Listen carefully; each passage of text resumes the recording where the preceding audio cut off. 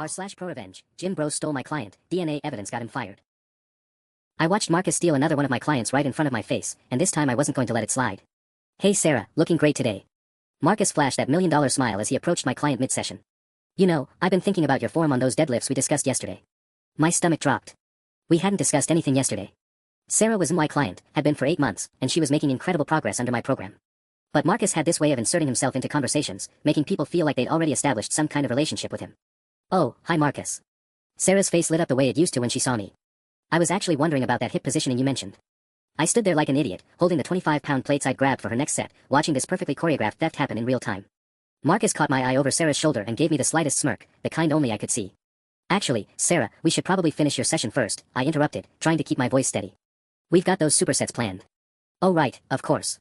She turned back to me, but the enthusiasm had dimmed. Marcus, maybe we can chat after. Absolutely. I'll be around. He squeezed her shoulder in that casual, confident way that made every client feel special. Keep up the amazing work. As he walked away, I wanted to grab him by his overpriced tank top and drag him into the parking lot.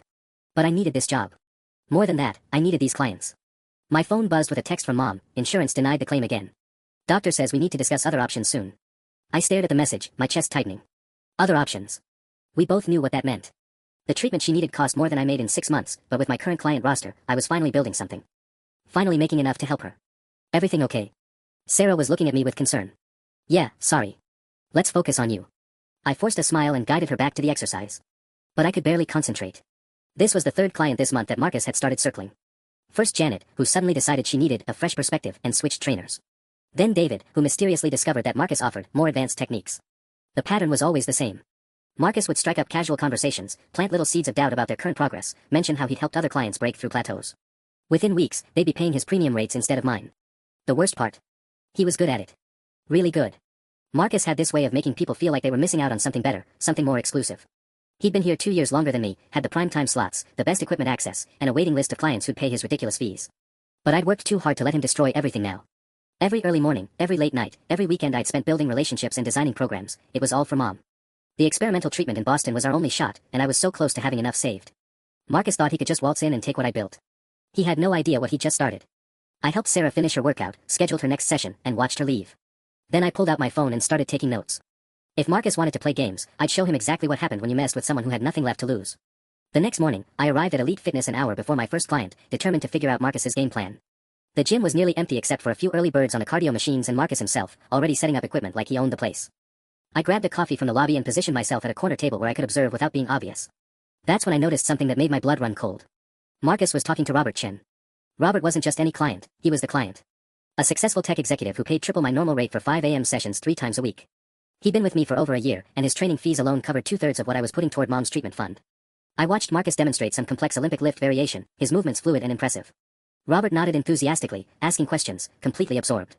They looked like old friends catching up, not a trainer poaching someone else's client. My hands shook as I pretended to check my phone. I couldn't lose Robert. Not now. Jake. There you are, buddy. Marcus's voice made me look up. He was walking over with that same predatory smile, Robert trailing behind. Morning, I managed. Robert and I were just discussing periodization theory. Fascinating stuff. Marcus clapped Robert on the back. I was telling him about this Bulgarian method I've been implementing with my advanced clients. Advanced clients? The words slipped out before I could stop them. Well, you know, clients who are ready for more sophisticated programming. Marcus's tone was casual, but the implication landed like a punch. Not everyone's prepared for that level of intensity. Robert shifted uncomfortably. Jake's been great, but I have been feeling like maybe I've plateaued lately. Plateaus are normal, I said quickly. We can adjust your program. In fact, I was planning to introduce some new elements this week. Oh, what kind of elements? Marcus asked with mock interest. I fumbled for an answer. The truth was, Robert had been making steady progress. There was no plateau, Marcus had just planted that idea in his head. I'd rather discuss that during our actual session, I said. Of course, of course.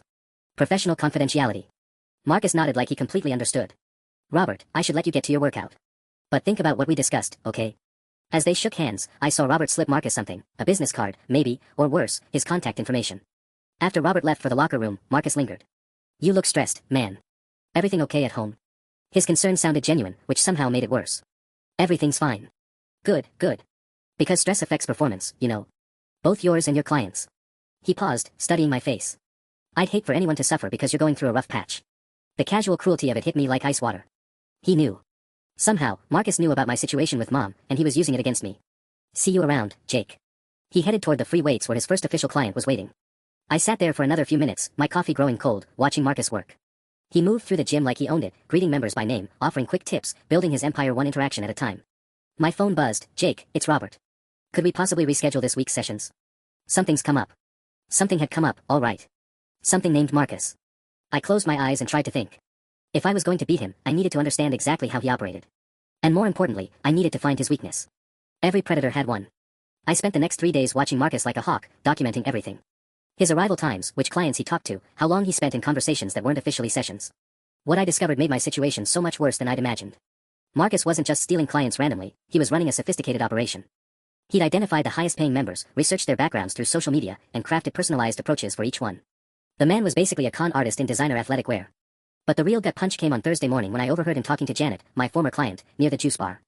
The thing about Jake, Marcus was saying in a voice just loud enough for nearby members to hear, is that he means well, but he's got a lot going on personally right now. Family drama, financial stress, it's affecting his focus. Janet nodded sympathetically. I did notice he seemed distracted during our last few sessions. It's sad, really. His mother's sick, and he's desperate for money. I worry he's taking on more clients than he can handle properly. Marcus shook his head with fake concern. I never badmouth other trainers, but when I see members not getting the attention they deserve, my vision went red.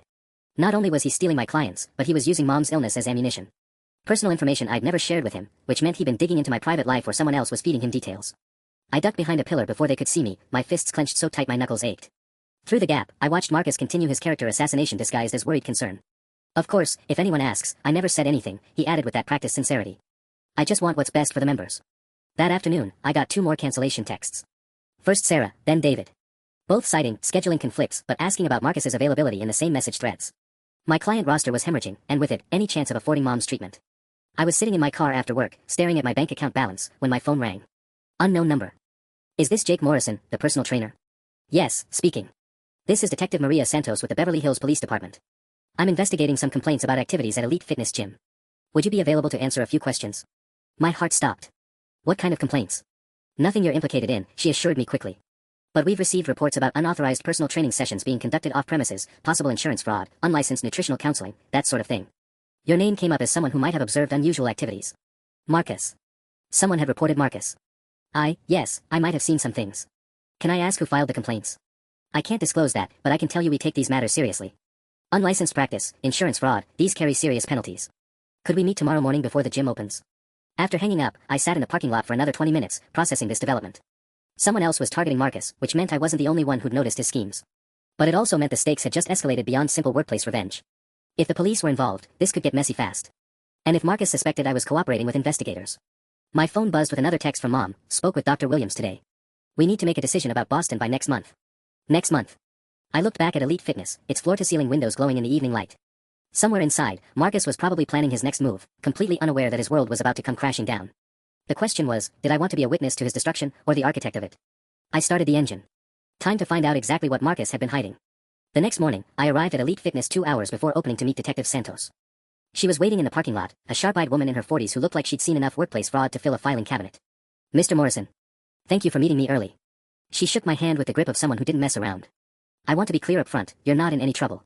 But we need to understand what's been happening at this gym. We sat in her unmarked car while she pulled out a notepad thick with details that made my stomach drop. We've received multiple complaints about Marcus Chen, no relation to your client Robert Chen, apparently.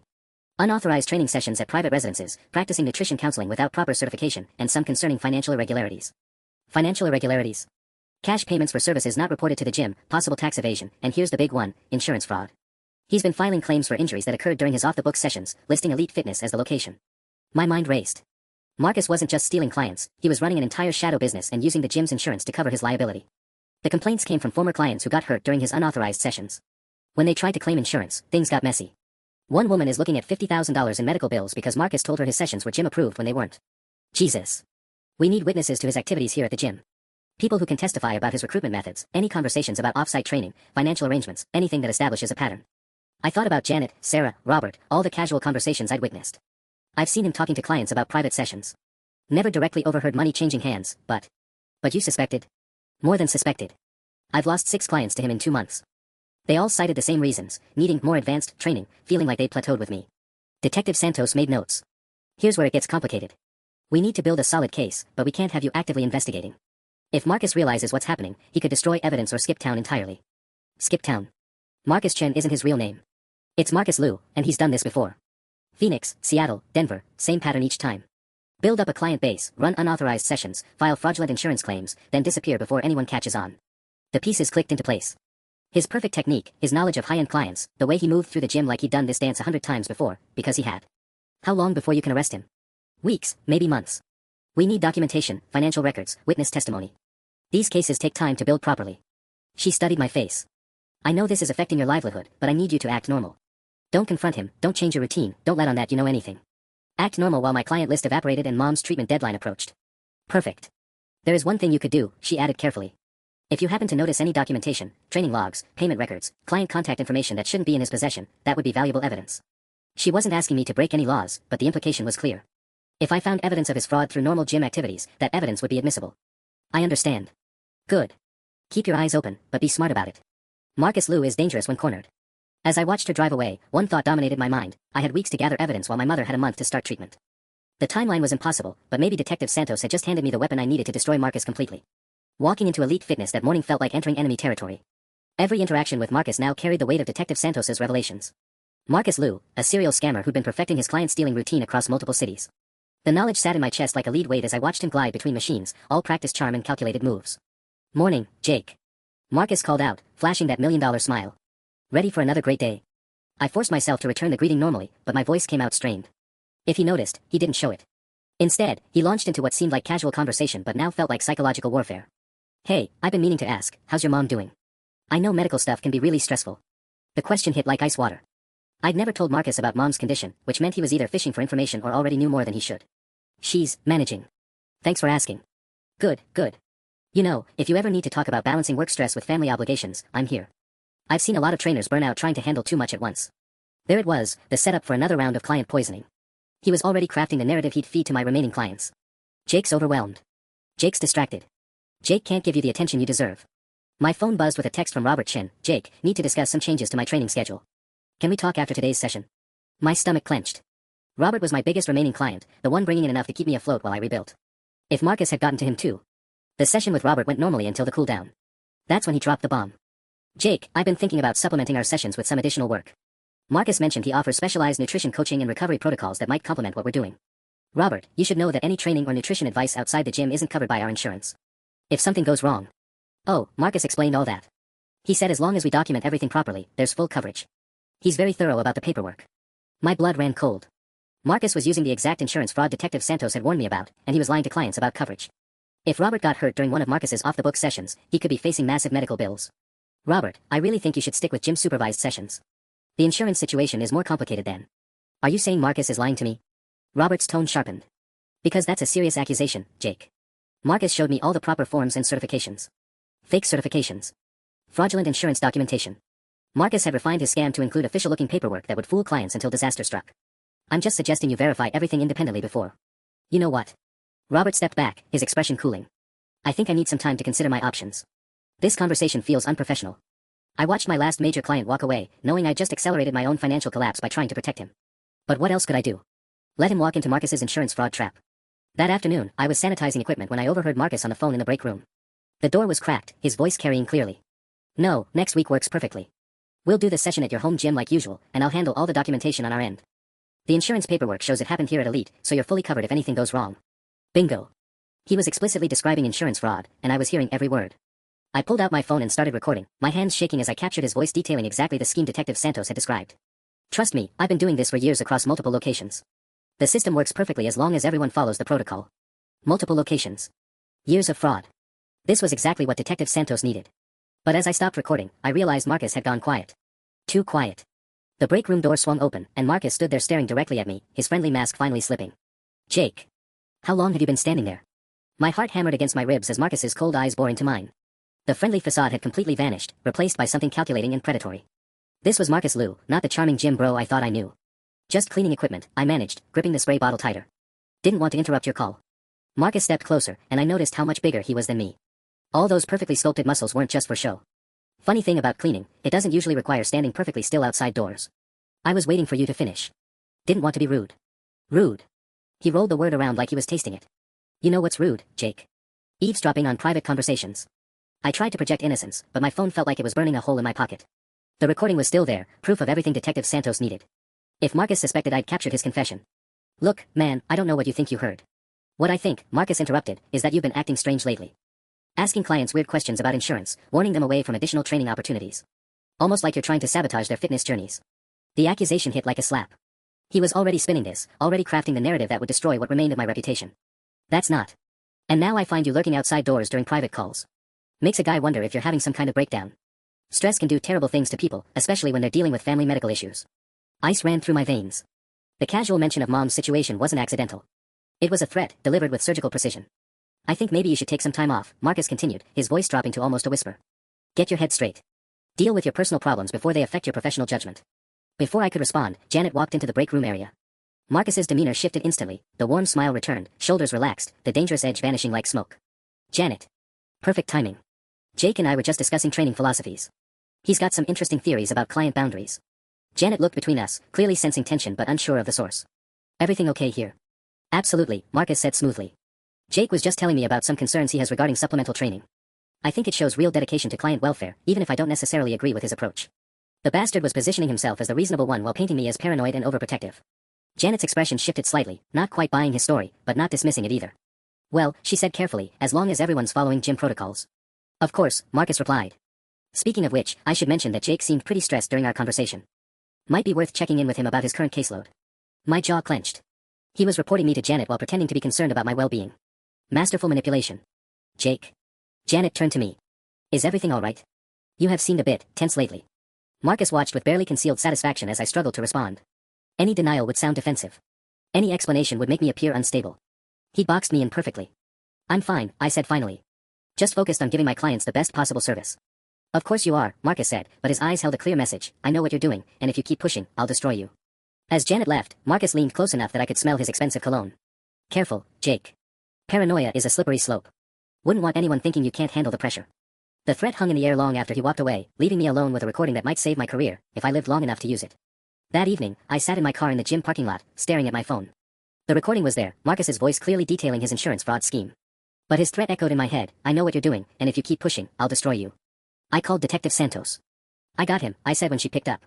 Marcus admitting to insurance fraud, multiple locations, the whole thing. That's excellent work, Jake. Can you send me the file? There's a problem. He caught me recording. He knows I'm onto him. A pause. How bad? Bad. He basically threatened me in front of Janet, but made it look like concern for my mental health. I think he's going to escalate. Okay, listen carefully. Send me that recording right now, then go home. Don't engage with him anymore. We'll move on this tomorrow. I was uploading the file when my phone rang. Unknown number. Hello. Heavy breathing, then a distorted voice. Drop it, or your mother's medical records become public knowledge. The line went dead. My hands shook as I stared at the phone. How the hell did Marcus get Mom's information? And how far was he willing to go? I drove home in a daze, but as I pulled into my driveway, I noticed a car idling across the street. Dark sedan, tinted windows. When I looked directly at it, the engine started and it pulled away slowly. Inside, Mom was watching TV in her recliner, oxygen tank humming beside her. How was work, honey? Fine, Mom. I forced a smile. Just the usual gym drama. But nothing about this was usual. Marcus had escalated beyond stealing clients. He was threatening my family's privacy, possibly stalking me. The friendly gym bro mask had completely fallen away. My phone buzzed with a text from an unknown number. Check your email. My blood turned to ice. The email contained a screenshot of Mom's medical records, diagnosis, treatment plan, insurance information. Everything private and personal laid bare. Another message followed. Asterisk, imagine if your remaining clients saw how desperate you really are. Medical bankruptcy. Family obligations. Would they trust a trainer who can't even handle his own life? Asterisk. Then a third. Asterisk, delete the recording. Forget what you heard. Or tomorrow everyone at Elite gets an interesting newsletter about the Reeves family medical situation. Asterisk. I sank onto my couch, mind reeling. Marcus had somehow accessed Mom's confidential medical files. This wasn't just professional sabotage anymore, it was criminal harassment, maybe identity theft. But if I didn't comply, he'd humiliate my family and destroy what little reputation I had left. My phone rang again. Detective Santos. Jake, I listened to the recording. This is solid evidence, but I need you to. He's threatening my mother, I interrupted, explaining the calls and emails. Son of a bitch. This changes everything. He's committing multiple felonies now. Forward me everything, the calls, emails, screenshots. We're pulling him in tomorrow. What if he releases the information before then? He won't. Guys like Marcus are calculated. He's trying to scare you into backing down, but actually releasing your mother's medical records would be a federal crime with serious prison time. He's betting you'll cave first. After hanging up, I stared at Mom sleeping peacefully in her chair. Marcus had made this personal the moment he dragged her into it. But now I had him on harassment, potential identity theft, and insurance fraud. The hunter had become the hunted, and Marcus Liu had just made the biggest mistake of his life. Tomorrow, we'd see who really understood how to play the long game. The next morning, I arrived at Elite Fitness to find Marcus already there, charming a group of early morning clients near the front desk. He spotted me immediately and flashed that perfect smile, but his eyes were cold as winter steel. Jake. Just the man I wanted to see. He excused himself from the group and walked over, radiating fake concern. You look tired, buddy. Rough night? I kept my expression neutral. I'm fine. That's good to hear. I was worried after our conversation yesterday. Sometimes stress can make people do impulsive things. His voice carried just enough volume for nearby staff to overhear. But I'm sure you're handling everything responsibly. Before I could respond, Janet appeared beside us. Jake, can I see you in my office? We need to discuss your client retention strategies. My stomach dropped. Marcus had gotten to her first. In Janet's office, she closed the door and gestured for me to sit. I've been reviewing your recent client interactions, and I'm concerned about some reports I've received. What kind of reports? Marcus mentioned you've been asking clients inappropriate questions about their insurance coverage and discouraging them from additional training opportunities with other staff members. She pulled out a folder. I also have complaints from 3 clients about your unprofessional behavior during sessions. My blood ran cold. Which clients? I can't share specifics, but the pattern is troubling. Distracted during sessions, making personal phone calls, seeming emotionally unstable. She paused. Jake, I know you're dealing with family issues, and we want to support you. But I can't let personal problems affect our clients' experience. Every word felt like a knife twist. Marcus had orchestrated this perfectly, probably coaching clients on exactly what to say. Janet, I think there's been a misunderstanding. I'm placing you on administrative review pending a full investigation, she continued. Effective immediately, you're suspended from training clients until we can resolve these concerns. The room spun. You're suspending me? Based on what, Marcus's word? Based on multiple independent complaints and my own observations of your recent behavior. Janet's voice softened slightly. Take some time to deal with your personal situation. We'll revisit this in 2 weeks. I walked out of her office in a daze. 2 weeks without income meant no money for mom's treatments, no way to keep up with our mounting bills. Marcus had effectively destroyed my livelihood with surgical precision. He was waiting by my locker, leaning casually against the wall. Heard about the review, he said quietly. Really sorry, man. But honestly, might be a blessing in disguise. Give you time to focus on what's really important. You son of a... Careful, he interrupted, glancing around. Wouldn't want anyone thinking you're having anger management issues too. He stepped closer, lowering his voice. Here's what's going to happen. You're going to use this time off to reconsider your priorities. Maybe realize that some battles aren't worth fighting. And if I don't? Well, administrative reviews can become permanent terminations pretty easily. Especially when more evidence of unstable behavior surfaces. His smile was razor sharp. Plus, I'd hate for your mother's medical situation to become common knowledge during a stressful investigation. I wanted to grab him by the throat, but that's exactly what he was hoping for. Any aggressive reaction would confirm every lie he told Janet. 2 weeks, Jake. Think it over carefully. As he walked away, I realized Detective Santos's plan to arrest him today might not matter. Even if Marcus got charged, the damage to my career was already done. I was suspended, my clients were poisoned against me, and my mother's treatment hung in the balance. Marcus Liu had just checkmated me, and we both knew it. But as I cleaned out my locker, my phone buzzed with a text from an unknown number. Saw what happened. Meet me in parking lot. I have information about Marcus you need to hear. Maybe the game wasn't over yet. I walked through the parking lot, my termination box tucked under one arm, scanning for whoever had texted me. Near the back row, a woman stepped out from behind a silver Honda, Rebecca Chen, one of the gym's massage therapists. We'd exchanged pleasantries before, but never really talked. Rebecca? You texted me. She glanced around nervously before nodding. We need to be quick. Marcus doesn't know I'm talking to you, and I want to keep it that way. What information do you have? I know about the insurance scam, she said quietly. But that's not all. Marcus has been blackmailing Janet for months. My blood went cold. What? 6 months ago, Janet had an affair with one of the members, that tech CEO, David Morrison. His wife is friends with Janet's husband. Marcus caught them together in Janet's office after hours and took photos. The pieces clicked into place. That's how he's been getting away with everything. Exactly. Janet's been protecting him because she's terrified the photos will surface. Her marriage, her business partnership with her husband, everything would collapse. Rebecca pulled out her phone. I have proof. She showed me a screenshot of text messages between Marcus and Janet. The thread made my stomach turn. Asterisk Marcus, reminder about our discussion regarding discretion. Hope David is doing well, asterisk. Janet, what do you want now? Asterisk Marcus, Jake's becoming a problem. Client complaints would be helpful, asterisk. Janet, I can't keep doing this. Asterisk Marcus, sure you can. Unless you prefer I discuss photography with your husband, asterisk. Jesus Christ, I whispered. How did you get these? Marcus left his phone in the break room yesterday. I saw the messages when it kept buzzing. Rebecca's hands were shaking. Jake, there's more. He's been collecting dirt on everyone, staff, members, anyone with influence. He's got files. What kind of files? Insurance information, medical records, personal photos, financial data. He somehow accessed the gym's member database and cross-referenced it with public records. Plus whatever he can dig up through social media and private investigation services. The scope of Marcus's operation hit me like a freight train. This wasn't just about stealing clients, he was running a systematic blackmail scheme using the gym as his hunting ground. Why are you telling me this? Rebecca's jaw tightened. Because he tried it on me too. Found out I had a DUI 3 years ago and threatened to tell Janet I was a liability unless I provided him with information about which members seemed lonely or vulnerable, easy targets for his charm offensive. Did you? At first, yes. I was scared. She looked ashamed. But watching what he did to you, how he destroyed your reputation while your mother is sick. I can't be part of it anymore. My phone rang.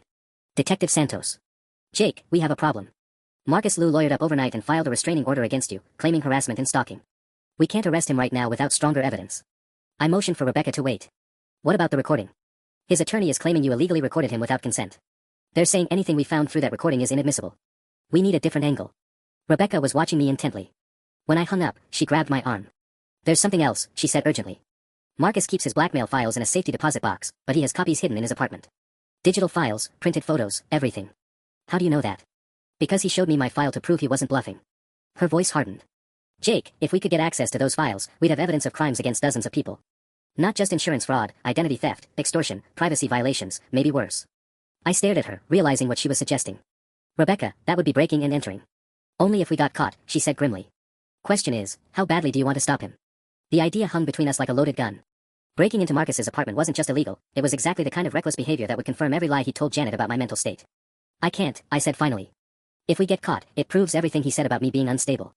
Plus, you'd lose your job too. Rebecca's face fell, but she nodded. I understand. But Jake, there might be another way. Before she could explain, my phone buzzed with a call from Mom's oncologist, Dr. Patterson. My stomach clenched as I answered. Jake, we need to discuss your mother's treatment schedule. The insurance company is requesting additional documentation before approving the next round of therapy. What kind of documentation? They want a second opinion on the treatment necessity, plus updated financial disclosure forms. Without pre-approval, the next session will cost $12,000 out of pocket. I closed my eyes. Suspended from work, I didn't have $1,200, let alone $12,000. How much time do we have? The appointment is Thursday. If we can't get approval by Wednesday, we'll need to postpone. It was Monday. 2 days to find 12 grand or watch my mother's treatment get delayed indefinitely. After I hung up, Rebecca was studying me with concern. Bad news? The worst. I explained the insurance situation, feeling the walls closing in around me. Then we don't have time for legal methods, she said firmly. Marcus is destroying lives every day he's free. How many other people are going through what you're facing because of him? She was right, but I still hesitated. What's this other way you mentioned? Marcus is scheduled for a massage with me Thursday afternoon. He always books the private room on the 3rd floor for 90 minutes. Rebecca's eyes glittered. He also always asks me to hold his phone and wallet during sessions because he doesn't trust the lockers. You want to copy his files during a massage? Not copy, photograph. His blackmail folder is labeled insurance on his phone. I've seen it. If I can document what's in there while he's face down on the table. It was risky, but not impossible. What if he notices? Marcus thinks he's untouchable. Plus, he'll be getting a deep tissue massage after his workout. Trust me, he'll be half asleep within 20 minutes. Before I could respond, a familiar voice called out across the parking lot. Jake. What a coincidence. Marcus was walking toward us, gym bag slung over his shoulder, looking perfectly relaxed. Rebecca immediately stepped back, mumbling something about needing to go, and hurried toward the building. Making friends? Marcus asked, watching her leave. Just talking. About what? His tone was casual, but his eyes were sharp. None of your business. Marcus laughed. Everything here is my business now. Including who you're talking to. He stepped closer. Rebecca's a sweet girl, but she's got her own problems. Wouldn't want her getting mixed up in yours. The threat was unmistakable. Stay away from her. Or what? You'll file a complaint. Marcus gestured toward the gym. Oh wait, you can't. You're suspended, remember? My fists clenched, but I forced myself to stay calm. This isn't over. Actually, it is. Marcus pulled out his phone and showed me the screen. It was a photo of Rebecca and me talking by her car, taken from inside the gym. Harassing staff members during your suspension? Janet won't like that. Neither will Rebecca's supervisor. He'd been watching us the entire time. One more strike, Jake, and you're permanently banned from the premises. Think carefully about your next move. As he walked away, I realized Marcus was always 3 steps ahead. But maybe that overconfidence would finally be his downfall. Thursday couldn't come fast enough. That evening, I sat in my car outside Mom's hospital, trying to figure out how to tell her about the insurance delay. Through the window, I could see her reading in bed, looking frighlier than when this whole mess started. The stress was eating at both of us. My phone rang. Rebecca. We have a problem, she said without preamble. Marcus moved his massage appointment to tomorrow, Tuesday instead of Thursday. My heart sank. Why? Janet called an emergency staff meeting for Thursday. Apparently, some members have been asking questions about the training incident. Marcus wants to avoid being around when Janet's fielding complaints. Can you move the plan up? That's the other problem. I'm not working tomorrow. Sarah's covering my Tuesday shifts this week because of a family thing. Rebecca's voice was tight with frustration. And Sarah would never help us. She thinks Marcus walks on water. I leaned back against the headrest, feeling everything slip away. So we're back to square one. Not necessarily. Rebecca paused. What if we could get him to reschedule again? Force him back to Thursday. How? Leave that to me. But Jake, there's something else you need to know. I overheard Janet on the phone today. She's planning to make your suspension permanent. The words hit like a punch to the gut. When? Friday.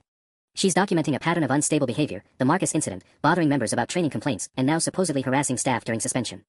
She's building a case to fire you for cause. Fire for cause meant no severance, no unemployment benefits, and a black mark that would make finding another training job nearly impossible. She's really going to protect him until the end. It gets worse. Marcus has been pushing her to file a formal complaint with the state licensing board.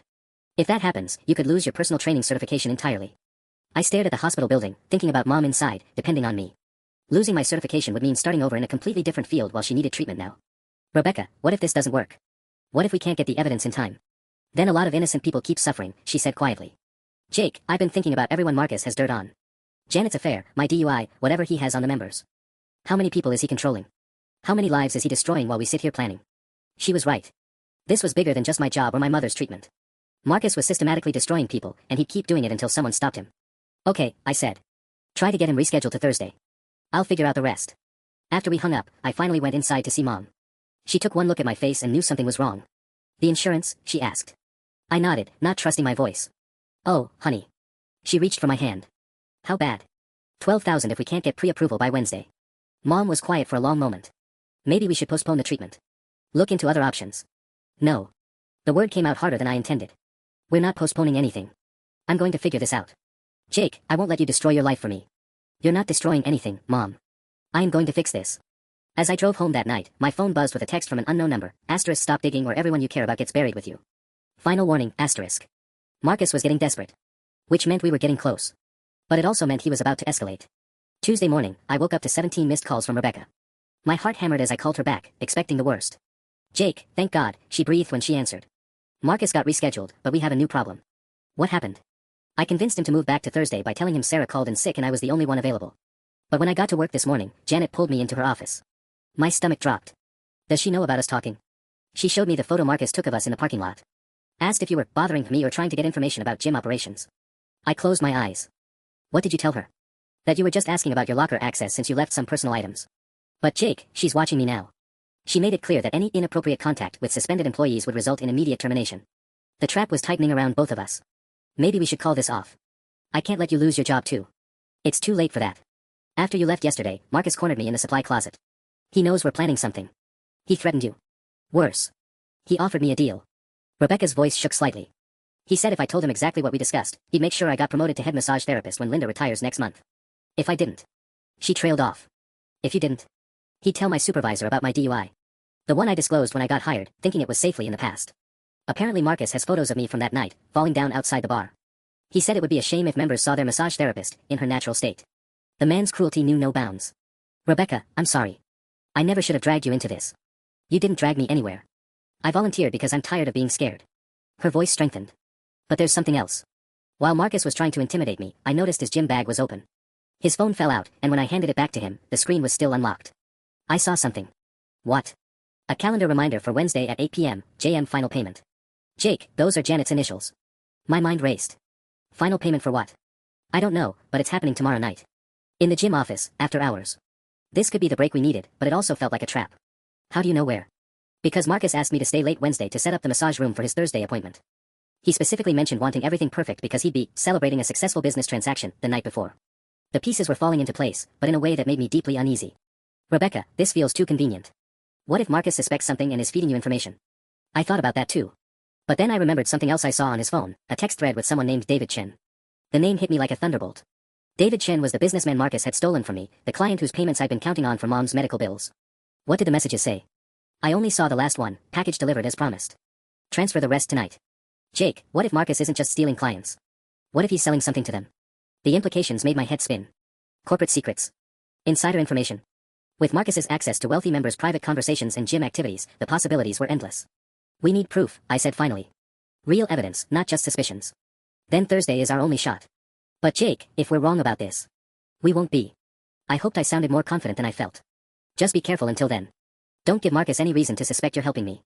After we hung up, I stared at my phone, wondering what Marcus had really sold to David Chen, and whether I was walking into an ambush.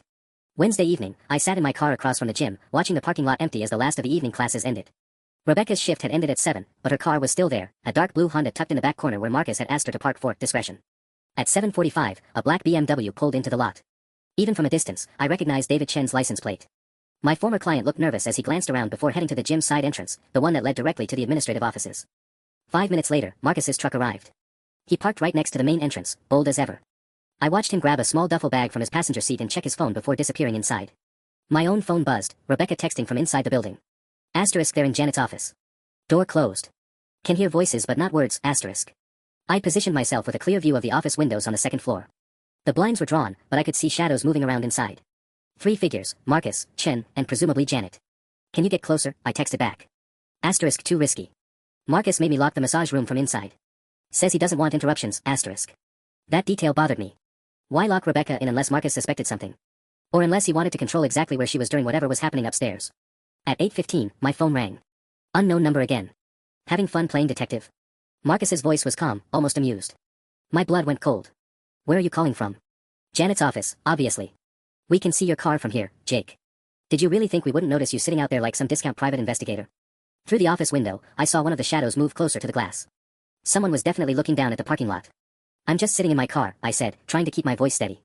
Last I checked, that wasn't illegal. No, but trespassing is. And harassment. And stalking. Marcus chuckled. Janet's already called the police to report a suspended employee lurking around the premises. They should be here in about 10 minutes. Panic shot through me. I'm not on gym property. Maybe not, but your little friend Rebecca is. And she's been taking pictures. The line went quiet except for shuffling sounds, then Rebecca's voice came on, shaky and scared. Jake, don't come in here.